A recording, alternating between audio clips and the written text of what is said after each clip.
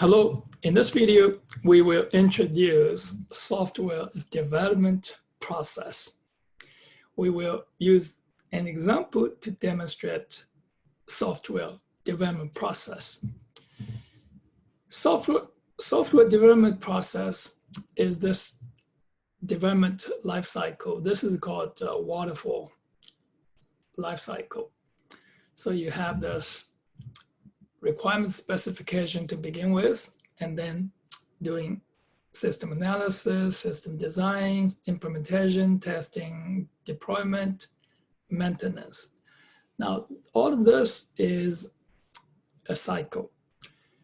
So you have the requirement specification, and now you're gonna doing this system analysis. Now go all the way at any stage. So if there's a problem, you go back to revise it. And so if you have a requirements change, so you can go back to go through all this process again. Now, this is the process for developing software. It is an engineering process. Software products, no matter how large or how small, have the same life cycle. Requirement specification is a formal process that seeks to understand the problem that the software will address and to document in detail what the software system needs to do. This first involves close interaction between users and developers. Most of the examples in this book are simple and their requirements are clearly stated. In the real world, however, problems are not always well defined. Developers need to work closely with their customers. System analysis seeks to analyze the data flow and to identify the system's input and output.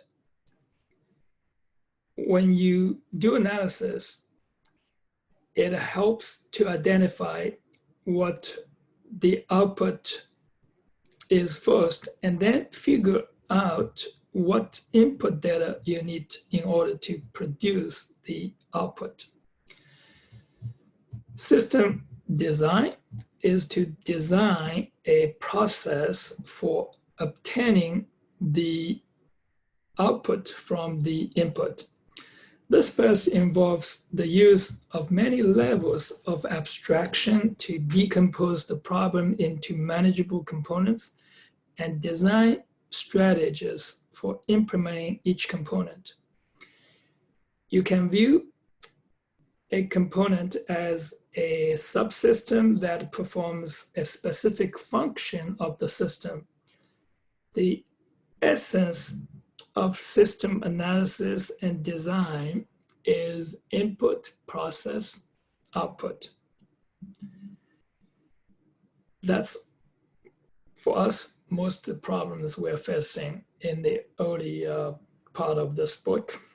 We look at this input, process, and output.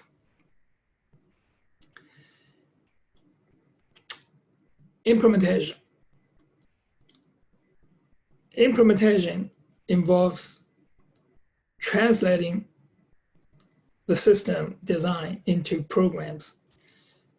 Separate programs are written for each component and then integrated to work together. This first requires the use of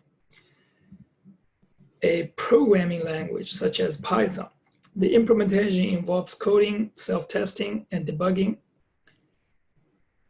Testing concerns to ensure the correctness of your program. Testing should be done by an independent team of software engineers not involved in the design and implementation of the product. So that is independent testing. Deployment makes the software available for use. Depending on the type of the software, it may be installed on each user's machine or installed on a server accessible on the internet. Maintenance is concerned with updating and improving the product. A software product must continue to perform and improve in an ever-evolving environment. This requires periodic updates of the product to fix newly discovered bugs and incorporate changes.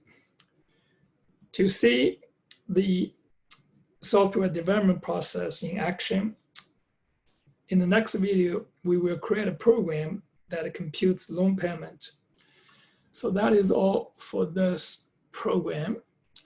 For this video on software development process. See you on the next video.